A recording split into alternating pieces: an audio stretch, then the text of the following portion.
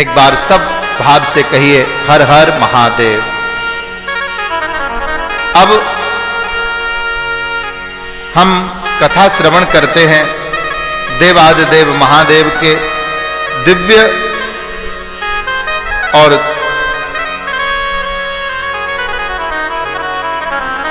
चतुर्थ शिवलिंग के, ज्योतिर्लिंग के, जो ज्योतिर्लिंग अपने आप में बड़ा ही दिव्य है, महत्वपूर्ण है। और चौथा ज्योतिर्लिंग जो है वो ओमकारेश्वर कहा गया है। एक बार सब भाव से जयकारा लगाएं, बोलिए ओमकारेश्वर महादेव की जय। सौराष्ट्रे सोमनाथम च श्री शैले मल्लिकार्जुनम उज्जैन्यम महाकालम ओमकार ममलेश्वरम। ओमकारेश्वर ममलेश्वर ये दो महादेव के नाम हैं। ओमकारेश्वर जो ज्योतिर्लिंग विराजमान है ओमकारेश्वर में, वो ज्योतिर्लिंग मां नर्मदा नदी के पावन तट पर बना हुआ है। शास्त्र और स्थानीय लोगों के अनुसार इस मंदिर का निर्माण स्वयं मां नर्मदा के द्वारा प्राकृतिक रूप से हुआ है। सज्जनों,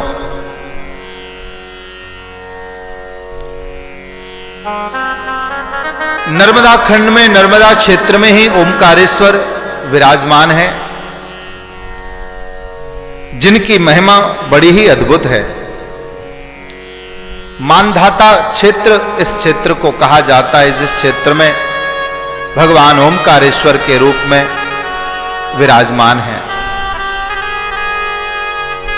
पौराणिक कथाओं के अनुसार ये भूमि इस पर्वत के ऊपर अयोध्या अवध के नरेश सूर्यवंशी महाराज मानधाता ने तपस्या की और विराट तपस्या करने के पश्चात में साक्षात देवादिदेव महादेव को प्रकट कर लिया और मनवांछित इच्छा को पूर्ण किया। तपश्चर्या के द्वारा महादेव वहां प्रकट हुए और पौराणिक मान्यता के अनुसार तब से देवादिदेव महादेव अपने भक्तों पर कृपा करने के लिए पूरे परिवार के साथ में यहां पर स्वयं प्रकट हैं। अन्य एक पौराणिक कथा के अनुसार धनाध्यक्ष श्री कुबेर जी महाराज भगवान शिव के परम भक्त कहे जाते हैं कुबेर, और शिव गणों में भी इनकी गिनती होती है।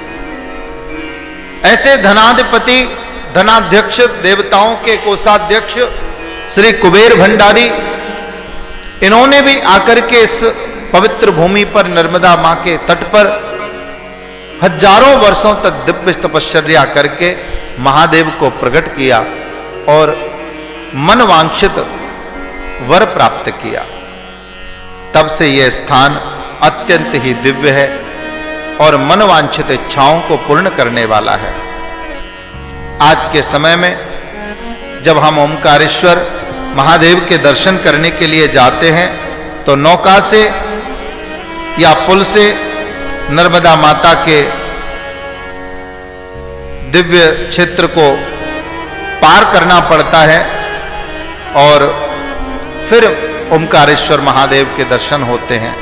ओमकारेश्वर महादेव के दर्शन करने से पूर्व में नर्मदा के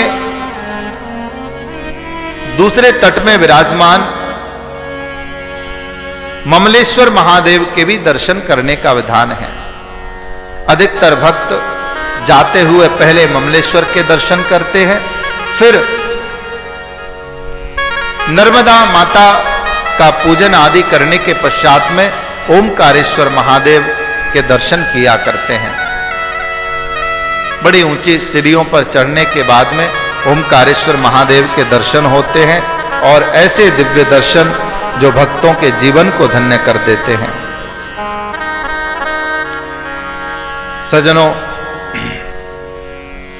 यहां पर धनतेरस के दिन, शिवरात्रि के दिन, श्रावण मास में ऐसे विशिष्ट मुहूर्तों पर और त्योहारों पर विशेष पूजा की जाती है। धनतेरस के दिन ओमकारेश्वर क्षेत्र में ओमकारेश्वर भगवान के ऊपर जौ चढ़ाने का विधान है। ओमकारेश्वर ज्योतिर्लिंग जो है वो प्राकृतिक ओम है।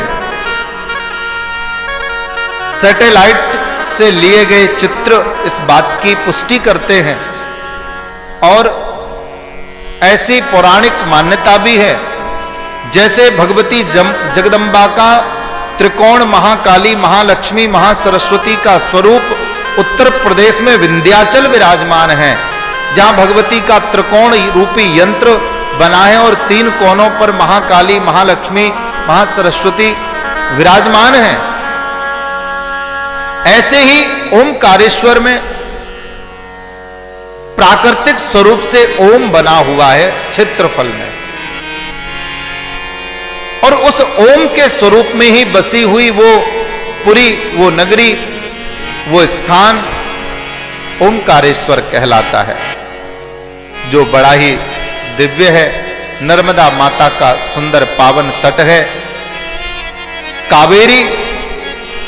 कावेरी माता को महाराज भगवान यक्ष कुबेर के कहने के लिए, पूजन करने के लिए, उनके वंदना करने पर देवादिदेव महादेव ने अपनी जटा से प्रकट किया। एक छोटी नदी के रूप में यहां प्रवाहित होती है और थोड़ी सी दूर पर ही नर्मदा माता में मिल जाती है। नर्मदा खंड और नर्मदा माता की पूजा, उसका स्नान अत्यंत ही दिव्य कहा जाता है। संतों की मान्यता के अनुसार नर्मदा माता का जो महत्व है वो विलक्षण है। कहते हैं नर्मदा की परिक्रमा करने वाला गिद्ध भी सिद्ध हो जाता है। इसका तात्पर्य बात का किंवदंती का यह है कि नर्मदा माता की पूजा परिक्रमा करने वाला व्यक्ति अपने आप में सिद्ध बन जाता है, भक्त बन जाता है, साधक बन जाता है और देवादिदेव महादेव की कृपा से वो जीवन में सब कुछ प्राप्त कर लेता है। नर्मदा माता में जितने भी पत्थर हैं वो सब शिवलिंग हैं। पौराणिक कथा के अनुसार महाराज रावण ने नर्मदा में विराजमान प्रत्येक पत्थर के अंदर भगवान शिव की प्राण प्रतिष्ठा की थी। तब से आज तक यही मान्यता है कि नर्मदा माता से कोई भी पत्थर उठा करके आप जल चढ़ाइए, वो जल शिव को जाता है। वहां का कोई भी छोटा बड़ा टेढ़ा गोल कैसा भी पत्थर है वो शिव का ही स्वरूप है। ऐसे देवादिदेव महादेव के इस दिव्य ज्योतिर्लिंग ओमकारेश्वर ज्योतिर्लिंग की कथा आज हम आप सबने श्रवण करी।